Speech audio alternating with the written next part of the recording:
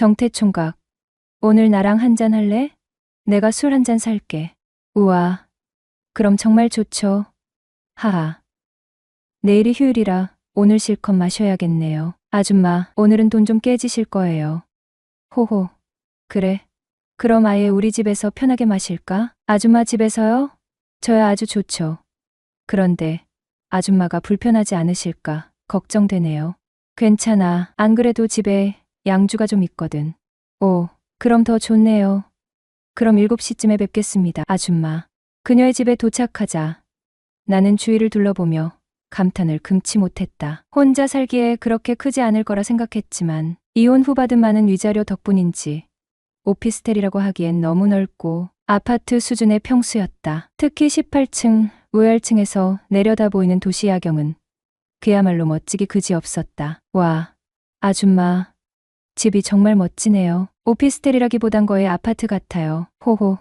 자주 놀러와 혼자 쓰기엔 너무 넓어서 조금 썰렁하거든. 이제 잠깐 옷 갈아입고 올게. 술상 차려놓고 있어. 나는 양주와 얼음, 우유 등을 꺼내 테이블에 신경 써서 세팅을 마친 뒤 그녀가 나오기만을 기다렸다. 호호. 옷 갈아입느라 좀 늦었지? 어머.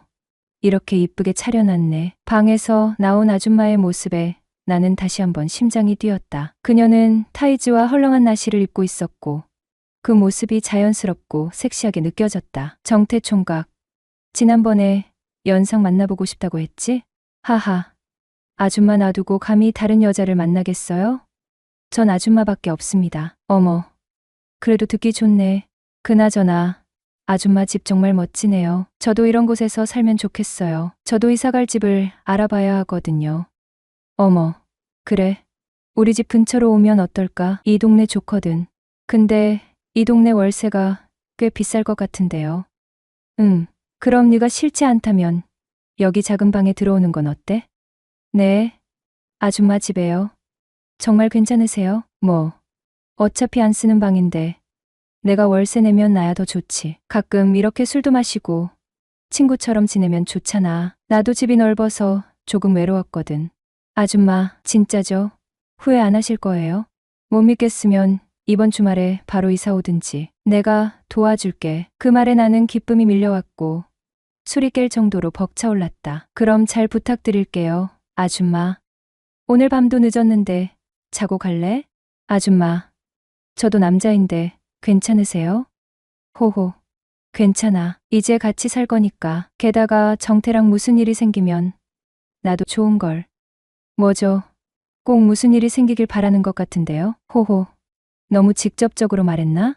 제 여자친구는 다름 아닌 바로 옆집에 살았던 아줌마입니다. 저는 그녀를 자기라고 부르고 그녀는 저를 서방님이라고 부릅니다. 처음엔 어색했던 호칭도 이제는 자연스러워졌고 그녀가 그 호칭을 좋아하는 모습에 저도 마음이 편해졌습니다. 사실 제가 옆집 아줌마와 연애 중이라는 사실은 아무도 모릅니다. 그녀에게 평소 호감을 가지고 있던 차에 이혼했다는 이야기를 듣고 급격히 가까워지게 되었거든요. 비밀스러운 연애지만 그녀와 함께하는 시간이 저에게는 크나큰 위로와 즐거움입니다.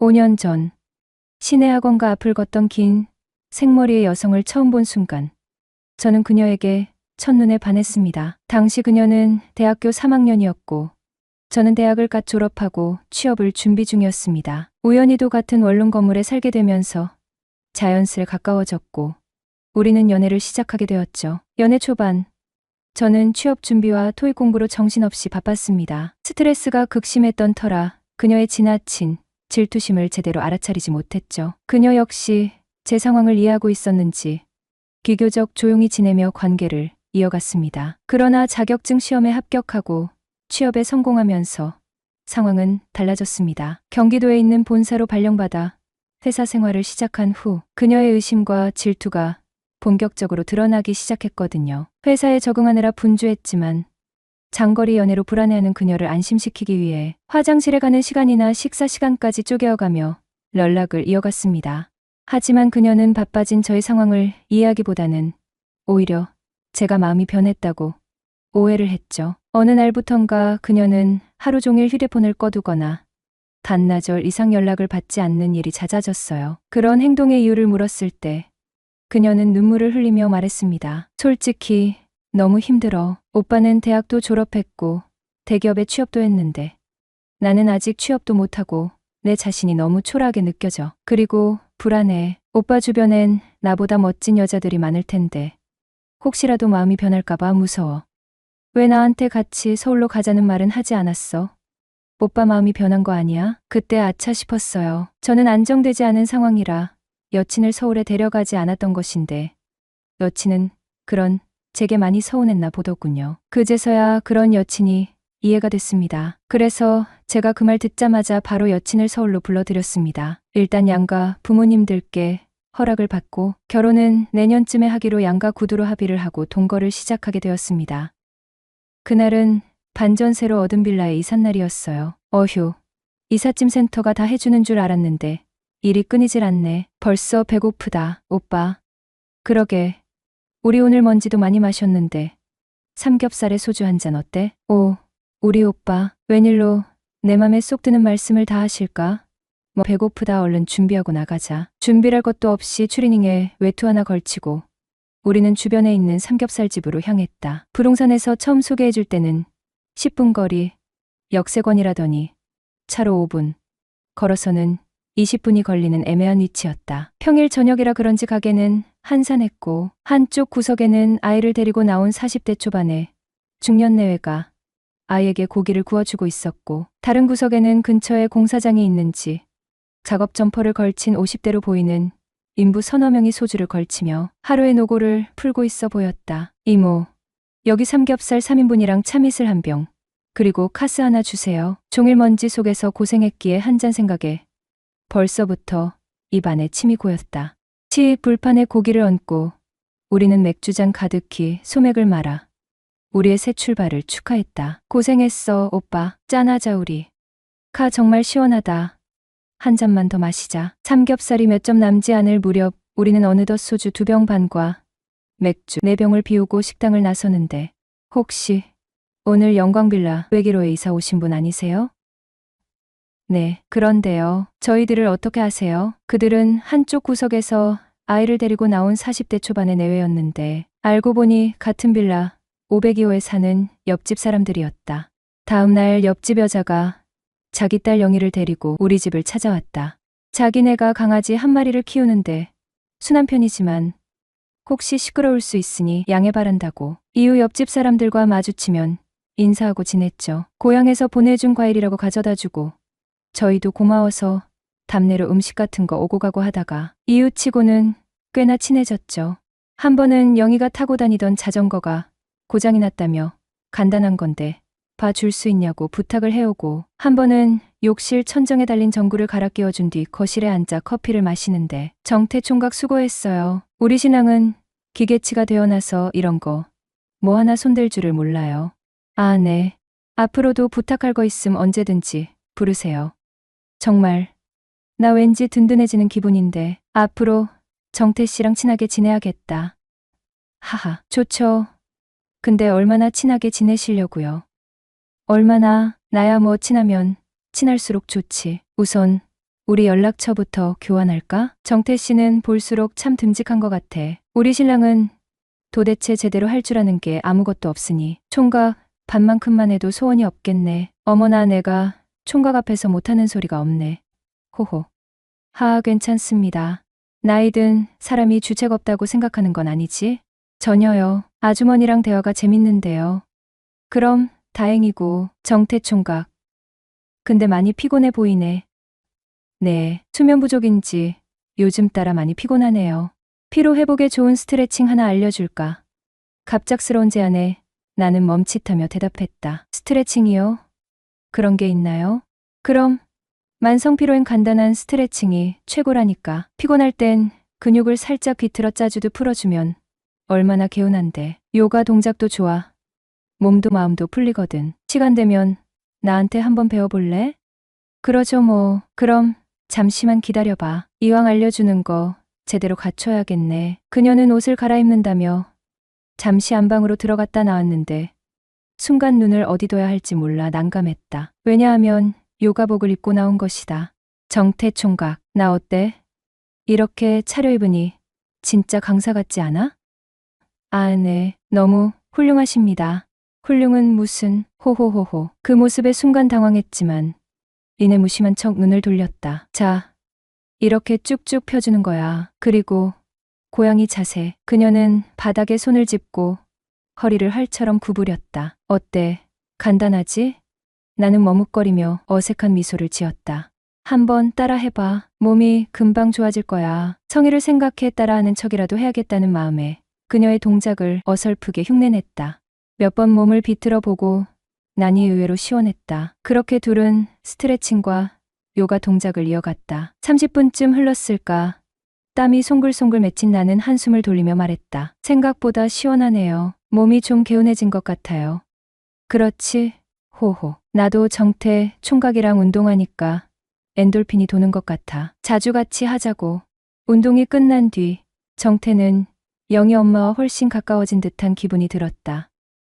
그렇게 1년이라는 시간이 흘렀습니다. 처음 그녀와의 동거를 시작할 때만 해도 우리는 결혼을 약속한 사이였고 지금 사는 집을 신혼집처럼 꾸며가며 행복한 미래를 그리던 때가 있었습니다. 이사를 하고 처음 석 달 정도는 정말 좋았어요. 결혼한 기분이 들기도 했고 매일이 신혼부부 같은 설렘으로 가득했죠. 함께 요리를 하고 소파에 앉아 영화를 보며 웃고 떠들던 시간들은 정말 꿈 같았어요. 그러나 그 행복은 오래가지 못했습니다. 동거를 하면서 현실적인 문제들이 하나둘씩 드러나기 시작했어요. 가장 큰 문제는 집안일이었습니다. 우리는 둘 다 일을 하고 있었지만 집안일은 오롯이 제 몫이었거든요. 그녀는 설거지를 싫어한다며 저에게 떠넘겼고 빨래는 세탁기가 해주는 것이니 신경 쓸 필요가 없다고 했죠. 청소도 로봇 청소기가 알아서 하니 자기가 할 일이 없다고 말하더군요. 게다가 그녀는 주 6일 근무라며 주 5일 일하는 제가 쉬는 날에 이불 빨래나 화장실, 청소 같은 큰일들을 맡아 하라고 요구했습니다. 처음에는 제가 양보하면 관계가 더 좋아질 거라 생각했지만 시간이 갈수록 저도 지쳐갔어요. 생활 습관의 차이도 컸습니다. 저는 깨끗한 환경에서 살아야 마음이 편안해지는 편이었지만 그녀는 물건을 아무데나 두고 정리하지 않는 타입이었거든요. 거실에는 항상 그녀의 옷과 가방이 널브러져 있었고 주방에는 사용한 그릇이 쌓여있기 일쑤였죠. 이런 모습이 계속되자 제가 먼저 잔소리를 하게 되었고 그녀는 그런 잔소리를 못 참겠다며 화를 내곤 했습니다. 결국 이런 사소한 문제들이 우리 사이를 갉아먹기 시작했어요. 싸움은 점점 잦아졌고 동거 6개월 차부터는 매주 싸우는 일이 당연한 일이 되어버렸습니다. 심지어 한 주에 5번이나 말다툼을 한 적도 있었는데 주로 싸움의 이유는 서로의 말투와 태도 때문이었습니다. 서로 자존심이 강해서 다투는 동안 한쪽이 물러서는 법이 없었죠. 그러다 보니 싸움은 끝이 나질 않았고 집안 분위기는 점점 더 살얼음판처럼 변해갔습니다. 집은 더 이상 편히 쉴 수 있는 공간이 아니었어요. 직장에서 받는 스트레스보다 집에서 느끼는 스트레스가 더 클 정도였죠. 결국 우리는 이별을 결심했습니다. 그녀가 짐을 싸서 집을 떠나던 날, 제 마음은 복잡했습니다. 이별을 결정한 것이 옳다는 것을 알면서도 그녀의 빈자리가 크게 느껴졌거든요. 처음엔 매우 힘들었습니다. 함께 살면서 우리가 쌓아온 추억들, 함께 했던 시간들이 떠오를 때마다 마음이 무거워졌거든요. 무엇보다 부모님께 면목이 없었습니다. 동거를 시작할 때 부모님은 책임감을 가지고 잘 살아보라며 응원하셨는데 결국 이렇게 헤어지고 말았으니 부끄럽기 짝이 없었습니다. 물론 처음에는 힘들었지만 이제는 제 자신에게 더 집중할 수 있는 시간을 가지게 되었으니까요. 그날은 비가 촉촉이 내리던 저녁이었다. 분위기도 어수선했고 사람들은 모두 일찌감치 퇴근하는 것 같았다. 나도 평소보다 이르게 집에 도착해 한숨 돌리고 있는데 옆집 아주머니에게 카톡이 왔다. 정태 총각, 옥순 씨랑 헤어졌다며? 뒤도 오고 기분도 울적한데 오랜만에 나랑 한잔할래? 갑작스러운 제안에 잠시 망설였지만 속이 좀 답답하던 참이었다. 집 근처에서 만나기로 하고 간단히 옷을 갈아입었다. 우리는 근처 치킨집에서 마주 앉자 맥주잔을 부딪혔다. 비 내리는 소리와 함께 어색하지 않은 대화가 자연스럽게 이어졌다. 이것저것 가벼운 이야기를 나누던 중 그녀가 슬쩍 물었다. 근데 왜 옥순 씨랑 헤어진 거야? 처음에는 대충 넘어가려 했지만 어느새 솔직한 이야기가 나오고 있었다. 연애할 때는 몰랐는데 막상 한 집에서 살다 보니 안 맞는 게 많더라고요. 작은 문제도 싸움으로 이어지고 서로 지치게 됐죠. 헤어지고 나니까 어때? 후회돼? 맥주잔을 만지작거리며 잠시 생각에 잠겼다. 싸울 때는 몰랐는데 짐 싸들고 나가는 모습을 보니까 이상하게 허전하더라고요.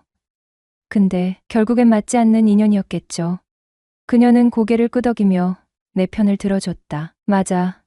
그런 건 억지로 안 되는 거야. 더 좋은 사람 만나게 될 거야. 인연은 다 있더라고. 말을 건네는 그녀의 눈빛이 어딘가 따뜻했다. 그런데 갑자기 화제를 돌리더니 조심스럽게 말을 꺼냈다. 사실 나도 이혼하기로 했어. 순간 고개를 번쩍 들었다. 정말요? 갑자기요? 응. 남편이 외도를 했거든. 그동안 이혼 준비하느라 정신없었어. 그 말에 순간 머릿속이 복잡해졌다. 평소 그녀는 살갑고 따뜻한 사람이었지만 나이 차와 그녀의 유부녀라는 신분 때문에 애써 선을 긋고 있었다. 그런데 이혼을 한다고? 그녀를 바라보는 내 눈빛이 평소와 달라졌던 걸 나도 느꼈다. 정태 총각이랑 나랑 처지가 비슷하네. 그러게요. 아주머니, 이혼 마무리되면 그때 또 우리 한잔해요. 그녀는 가볍게 웃으며 고개를 끄덕였다. 좋아. 그때는 우리 코가 비뚤어지게 한번 마셔보자. 네. 그리고 요가도 알려주셔야죠. 여자친구 있을 땐 배우고 싶어도 조심스러웠거든요. 호호. 그러게. 이제는 다른 사람 눈치 안 보고 만나도 되겠다. 그녀의 웃음소리가 비 소리와 어우러져 묘한 감정을 일으켰다. 맥주잔이 다시 부딪히며 그날의 대화는 내게 오래도록 남을 특별한 여운을 남겼다. 그리고 약 3개월 후 그녀가 어느 날 내게 저녁을 사겠다고 했다. 정태 총각, 나 이혼했어. 축하해줄 거지? 나는 그녀의 차를 타고 무작정 따라 나섰다. 그녀는 서울 외곽의 멋진 곳으로 나를 안내했고 조용한 일식집의 룸으로 들어갔다. 근사하게 차려진 음식과 함께 몇 잔의 소주를 곁들이며 우리는 식사를 시작했다. 한참 동안 이혼 이야기를 나누다가 그녀가 갑자기 화제를 돌렸다. 정태 총각은 여자친구 많지? 예? 무슨 말씀이신지. 아니, 정태 총각처럼 멋진 남자가 여자친구가 없을 리가 없잖아. 그녀의 얼굴에 약간의 홍조가 돌며 이런 질문을 하는 의도가 무엇일까 고민했다. 순간 그녀가 나를 유혹하고 있다는 걸 느꼈다. 사실 평소에도 그녀를 상대로 상상에 잠긴 적이 있었지만 겉으로 표현하지 못했는데 오히려 그녀가 플러팅을 하고 있다고 생각하니 가슴이 설렜다. 사실은 옥순이랑 헤어지고 잠깐 만난 사람이 있긴 했어요. 그녀는 눈을 반짝이며 물었다. 그래? 어땠어? 지금도 만나? 아니요. 헤어졌어요. 요즘은 연상을 한번 만나보고 싶다는 생각이 들어요. 연상을. 호호. 왜 그런 생각이 들었을까? 이제 좀 지치거든요. 또래 여자들은요. 편안한 연애를 해보고 싶어요. 그럼 연상은 위로 몇 살까지 괜찮아? 10살까지요? 그럼 이혼녀도 괜찮아? 네, 저랑 잘 맞는다면 상관없죠. 대화가 점점 무르익으며 나는 오늘 그녀와 특별한 무언가가 있을 거라는 예감을 했다. 매번 주는 사랑만 하다가 이제는 받는 사랑을 해보고 싶어요. 나는 용기를 내 본심을 드러내기 시작했다. 사실은 영희 엄마 생각하면서 잠을 설친 적도 있어요. 그녀는 약간 당황한 듯 말을 더듬었다. 그랬어? 나는 그녀 옆으로 자리를 옮겨 앉았다. 여러 가지 일로 힘들어하던 그녀의 모습에서 여자로서의 매력이 보였다. 술 덕분인지 그녀가 더욱 여성스럽게 느껴졌다. 남자는 결국 본능적인 동물이라는 걸. 그리고 술이 그 이성의 끈을 놓게 만든다는 걸 다시 한번 깨달았다. 그날 밤 우리는 택시에서 내린 후 그녀의 집 앞에 섰다. 정태 총각, 술 마셨는데 속 불편하지 않아? 들어와서 꿀물 한 잔 마시고 가. 그냥 이대로 잠들면 속거린다니까. 딸이 어디 있냐고 묻자 그녀는 특유의 덤덤한 미소로 대답했다. 전 남편한테 가 있어. 혼자 계시면 적적하지 않으세요? 그녀는 한참을 생각하더니 대시시 웃으며 말했다. 그러니까 정태 총각이 놀아주고 가라니까. 그 말에 가슴이 두근거렸다. 진짜 꿀물을 기대했건만 그녀는 냉장고에서 맥주를 꺼내 들고 나왔다. 한 잔 더 할래? 아까는 충분히 못 마신 것 같아서. 그렇게 우리는 이야기를 이어갔고 나는 이미 정신줄을 놓고 있었다. 밤은 깊어가고 대화는 끊이지 않았다. 이제 집에 가야겠어요. 나는 아쉬움을 애써 숨기며 말했다. 그녀의 표정이 조금 흔들리는 것 같았지만 아무 말 없이 고개를 끄덕였다. 그래, 잘 가. 그녀의 말투는 어딘가 아쉽고 애틋했지만 더 이상 붙잡지는 않았다. 사실 나는 그녀가 붙잡아 주기를 바랐다. 잠시 문 앞에 서서 신발을 신는 나는 시간을 끌며 던졌다. 저 진짜 가요? 안 붙잡으실 거예요? 그녀는 당황한 얼굴로 나를 쳐다보았다. 그 눈빛은 내 말의 의도를 충분히 짐작하고 있었다. 뭐? 그녀의 얼굴이 벌겋게 달아올랐다. 정태 총각, 우리 집에서 자고 갈래? 괜찮으시다면 저야 감사하죠. 나는 가볍게 웃으며 대답했다. 그녀의 눈빛에서 설렘과 조심스러움이 동시에 읽혔다. 그리고 잠시 뒤 비틀거리며 결국 그녀의 방으로 들어섰고 우리는 함께 시간을 보냈다. 이후 우리의 관계는 점점 깊어졌고 한동안 비밀 연애를 이어갔다. 다음 해에 나는 부모님께 그녀와의 만남을 허락받고 공개 연애를 시작했으며 곧 결혼에 골인했다. 우리가 진정으로 원하는 삶은 용기 있는 선택에서 비롯된다.